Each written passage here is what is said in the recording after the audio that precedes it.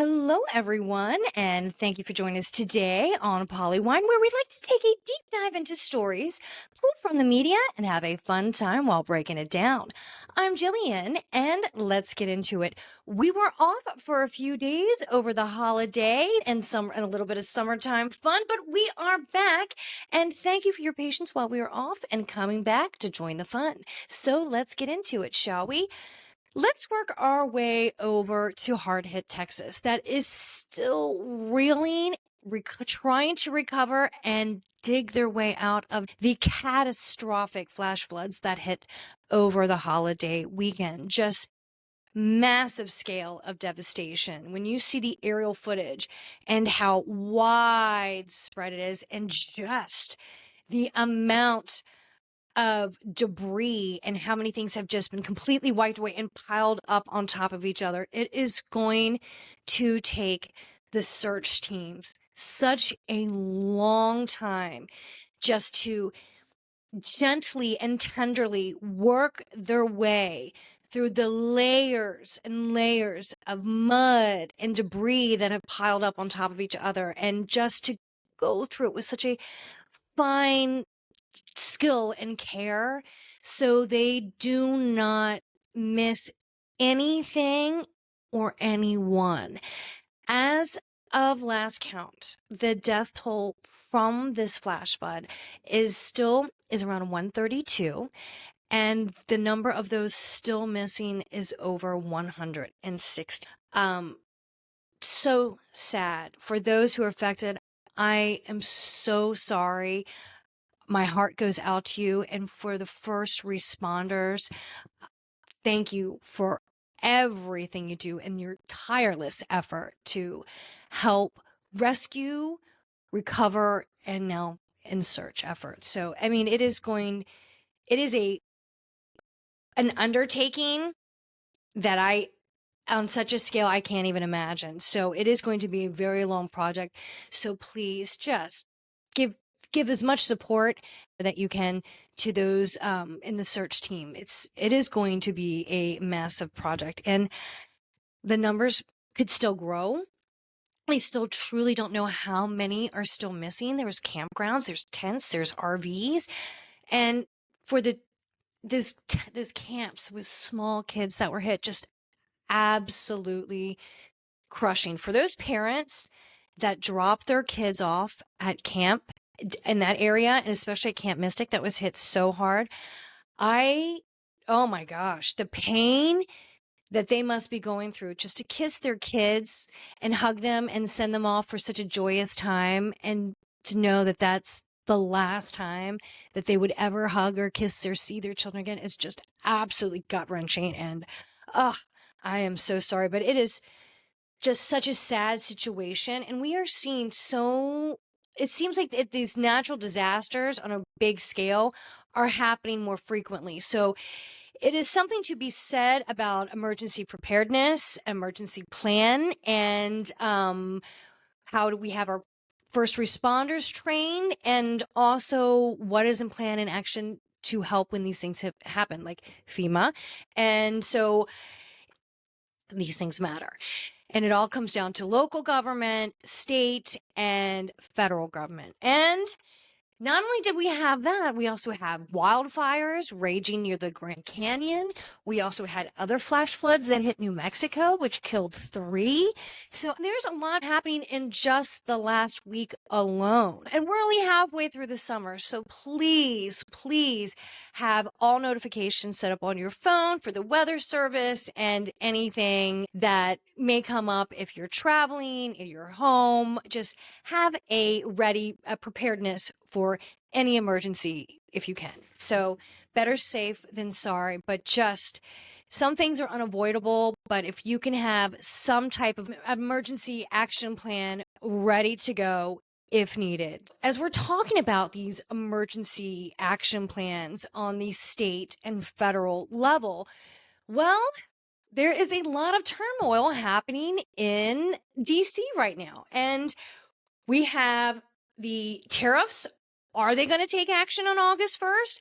Who, what, and what's the number, the percentage of what's going to take effect? A little uncertain right now. Everybody's feeling a little bit unsettled about this situation. We just don't know how to take it. So with the pending tariffs, we have the fallen out bromance between Elon Musk and Donald Trump. Well, remember several weeks ago, Elon Musk said that he was going to step away from Doge, and it got a little contentious between him and President Trump. And we had a bit of a war of words exchange between both of them. And remember, Musk said in a fit of anger, Donald Trump's in the Epstein files. Well, remember, the Epstein files has always been a hot topic for many, and definitely amongst many of Trump's base.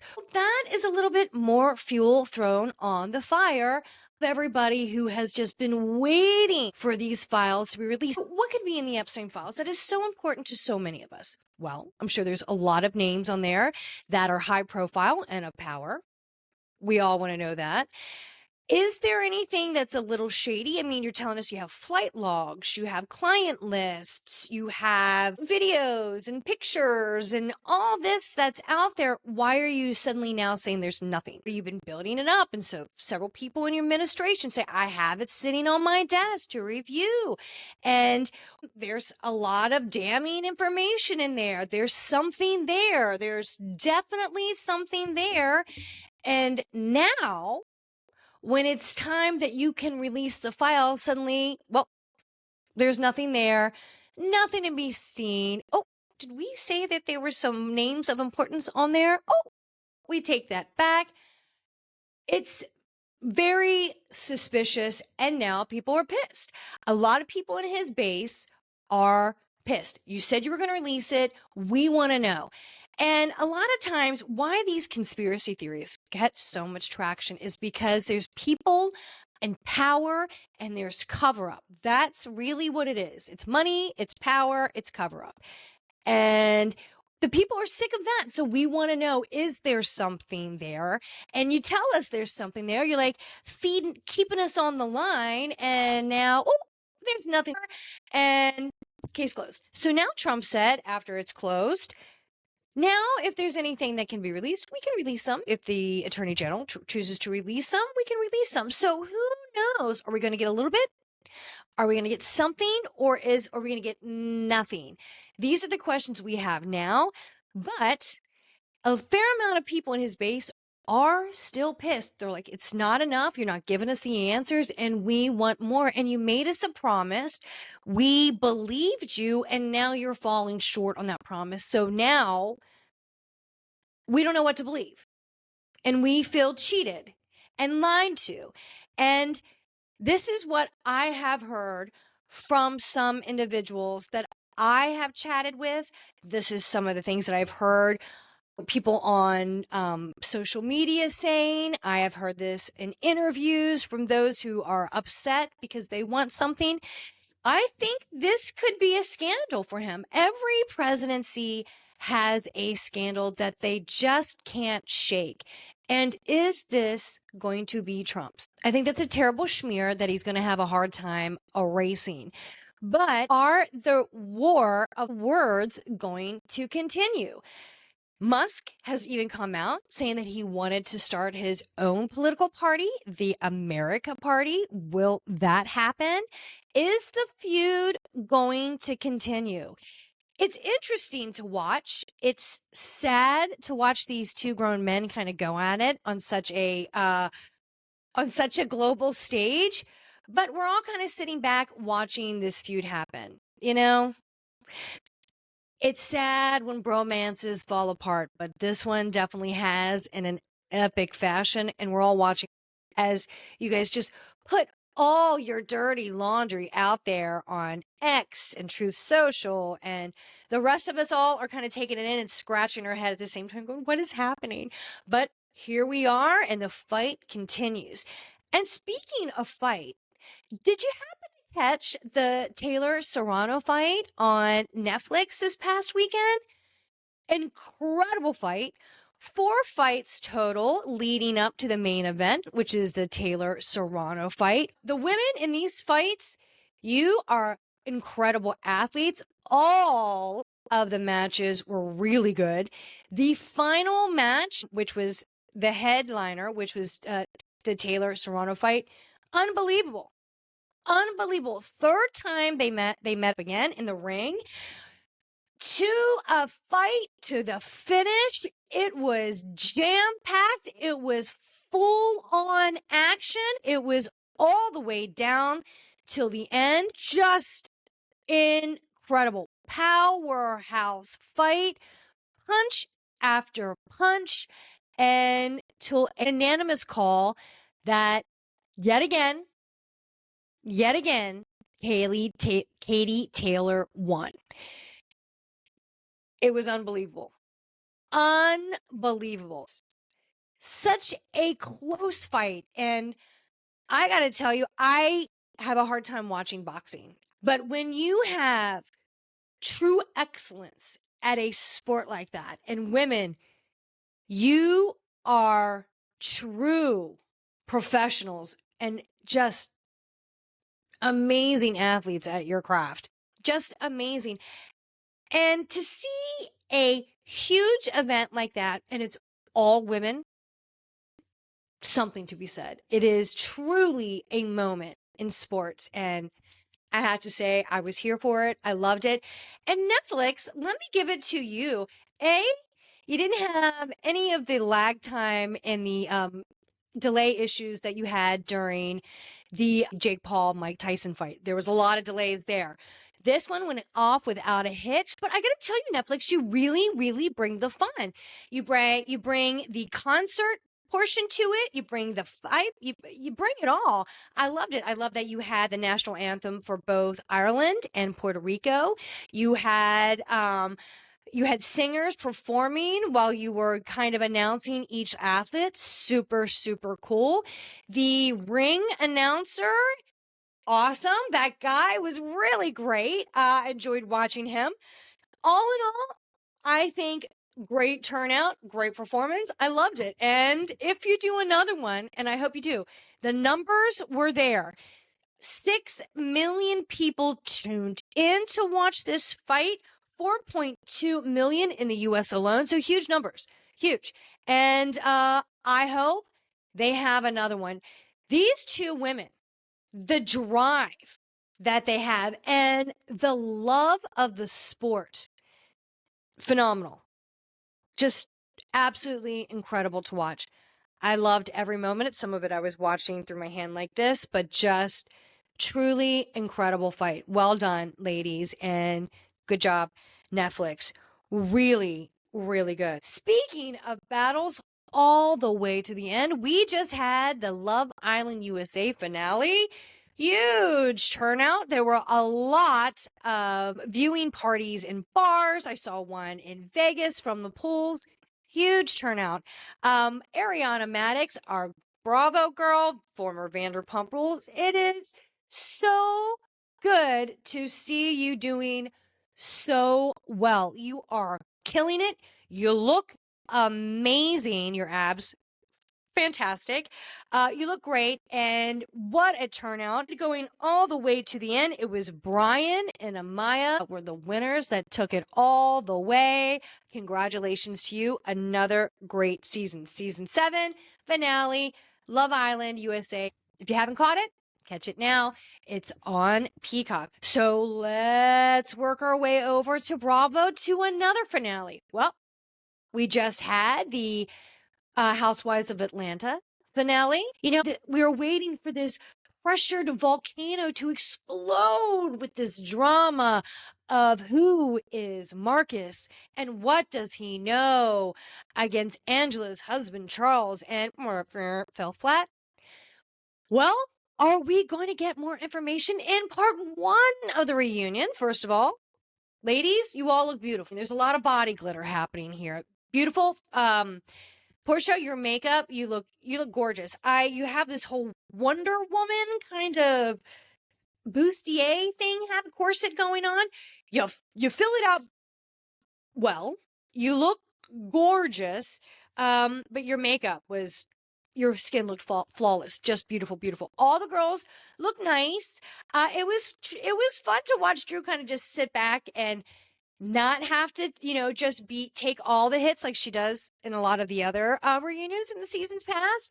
So she was just kind of a little bit just enjoying her seat, kicking back, relaxed. She would come in with a comment here and there. Yeah, he called Ralph too. And, her name was cleared a little bit with the whole Dennis situation and trying to bring him into the show this year and film with him. That Portia didn't like. That got cleared up. So it was nice to see Drew not have to be in major defense mode. So that's good. Shamia was just pissed and could hardly even look at Portia. She is just agitated and she is ready to come with it. Angela, you are so pretty. I like the Diana Ross hair. It was a sharp turn for me. So I was just trying to get used to it. The makeup on all the women was really, really heavy. I know that you are on camera. There's a lot of lighting on you, and you're going to be under that lighting for a long time, many hours.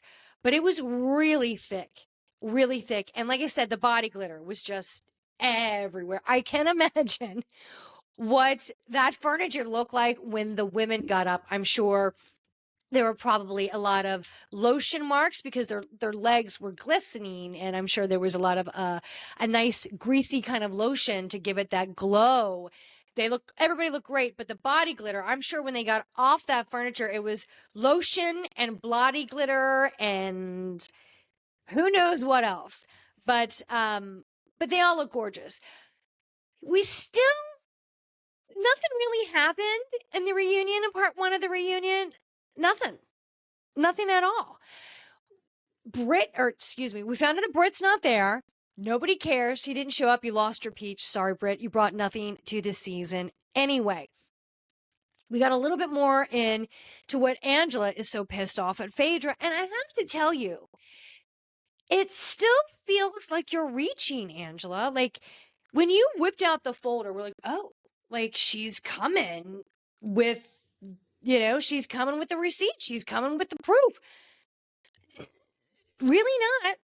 She says, Phaedra, do you recognize this person? Is this person related to you? And she's like, yeah, looks like a sibling of mine. I come from a family of 4. Well, this person is from Athens, Georgia, and you're from Athens, Georgia. And she's like, okay. And they went to school with you at one time. She's like, I still don't know who this person is. I have no idea who this person is. And Angela kept saying, well, they went to school with a sibling of yours and you must know them because you're all from Athens, Georgia. And it didn't make sense to me. It still seems like she's really reaching to really try and connect this to Phaedra. It fell flat to me. I don't understand this whole Marcus thing. I don't know why he was even brought into it. It was nice to see Charles get a little amped up and pissed off. I can't wait to see him on the couch behind his woman because we got a little clip from the next episode. He's like, where's everybody else's husbands? I'm the only husband here. I am interested to hear what he's got to say because he's always got something to say. And I got to tell you, I'm always a little entertained by Charles Oakley when he has something to say. It's pretty funny.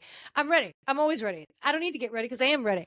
He always says something like that, like a sports phrase, but he cracks me up. So I'm interested in what he has to say. I want to know what the other people that are going to join in and give some of their thoughts and responses to, because Portia's baby daddy Dennis shows up. And there's some other people that kind of show up and give their input. I think Ralph's on there. Ralph will do anything to have a moment on TV, even if he's got to slowly creep up from the stairs from the basement. Just still not a lot on part 1 of the reunion. But will I watch part 2? I will. I want to know where this connection to Phaedra is, because right now I'm not really getting it. I think it's really a bad reach, and it's not happening. So either drop the story, drop the connection, and just keep it moving. But now you've already made an enemy with Phaedra. So you need to make up and move forward because Angela, you've had a great first season. I definitely think you're going to be coming back, and everybody likes Charles Oakley, so why wouldn't we bring him back? But Phaedra's coming back too. And like she even said, I got a guaranteed contract. So she's coming back. I do agree with Drew Sidora that she said it came out on the reunion that she had said on a podcast. She was on a podcast a while back that she said that Portia coming back to this season was a flop. She was supposed to come back and present this image and this lifestyle, and it didn't happen. And it fell flat. And, I gotta tell you, I kind of agree with Drew. There's not many times I agree with Drew Sidora, but this time I kind of do. And I gotta kind of say Drew a little bit this season. She didn't have a lot of storyline, but a little jab here and a little jab there, and just kind of being a little messy behind the scenes. Seemed like that was a good formula for you, Drew. So let's see what we get in part 2. And yes, there is a part 3. Still don't know how part 3 you squeeze that one out, but you did. But it is really sad to see Shamia and Portia fall out. They have been friends for a very long time. This goes back to school, I think they've said. I mean, like, Shamia's been there forever. She's been a ride or die. But this always happens when a friend of suddenly becomes a full cast member. There's always a falling out. That one person kind of knows the skeletons in the closet of the other individual. And then there's a power shift. They were always a friend of and a kind of behind the scenes. But now, when they are on an even playing field as you, they don't really like it. A lot of times there's a lot of jealousy. It creates friction and, chaos ensues, and so does a fallout. So that's where we are. It is really sad to see a true friendship break up. But that's how it goes in life, and that is definitely the pattern definitely the pattern of which it tends to go on the housewives. So sad, but not uncommon. So let's see part 2 of the reunion, Real Housewives of Atlanta. What were you find, Andy? Where will you go? Well, let's go over to King's Court. That just premiered. New show on Bravo or Peacock too. Now, it aired. We did have another version. We had the Queen's Court a while ago. That has been out. So we had to do the male version of the King's Court. And who are our wonderful candidates for the King Court? Well, our bachelors. Well, drum roll, we have the beautiful, the gorgeous Tyson Beckford. We also have NBA All-Star Carlos Boozer and WWE legend Thaddeus Titus O'Neil. Okay. I like those 3 picks.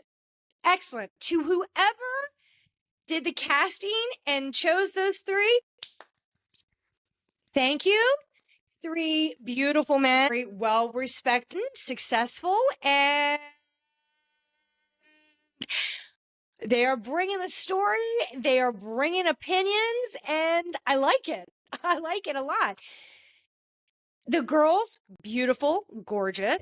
Let's see who's going to go all the way to the end. Are the relationships going to last?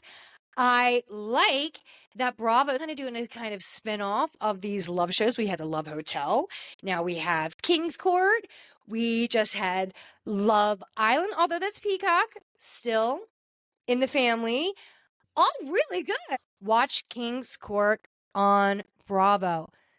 It's a good one. I like. And speaking of new show, somebody told me that I need to watch the new series Dexter Resurrection.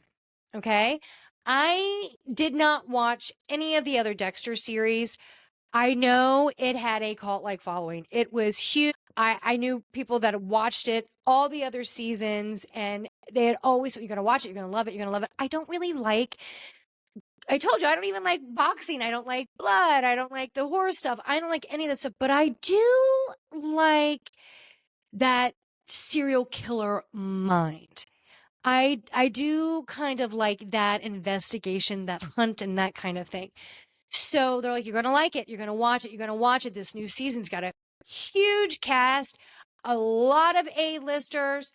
I am starting this series knowing nothing. And I watched the first 2 episodes that was dropped on Paramount Plus. And okay, I'm in. Like I said, I didn't know anything. They jumped right in where they left off from the previous seasons. The story just picks right up for Dexter being shot, and they go from there. So there, I had some questions from the storyline from previous seasons, but I mean, they jump right into the action, and I liked it. Dexter hunting down these other people. I kind of like the thrill of the chase, the hunt. It's a little disturbing, but I like it. I get it. I get it now. So I watched the first 2 episodes of Dexter Resurrection. I think it's going to be a hit. It's the other series have been a big hit. A lot of times when you reboot something or bring back another season to follow up, sometimes it's not as quite the success. I think this is going to be very big, and I will be watching. So Dexter Resurrection, Paramount Plus, watch it. A lot of cameos, a lot of people were in and out of the screens on just the first 2 episodes. So I am down. Good storyline. Very good story. Well written. I liked. And speaking of some other kind of dark things to watch and maybe some information, there is a new documentary out on Peacock. It is called One Night in Idaho.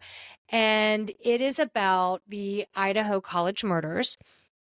And we're getting some interviews from roommates, friends of the victims, family members, and just some information of what happened about this crime in the night. Some of it is definitely difficult. It is very emotional to hear, especially friends and family members and other students from the college. But, we just had the trial a few weeks ago where Kohberger stood up after a long time declaring his innocent. I'm innocent. I'm innocent.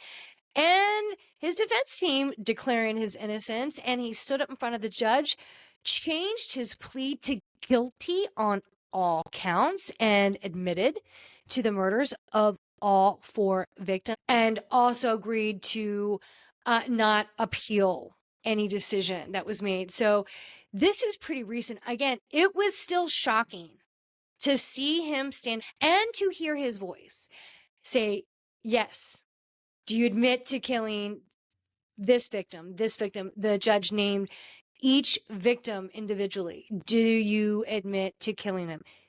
Yes, Kohberger said. It was shocking to hear him finally admit to that.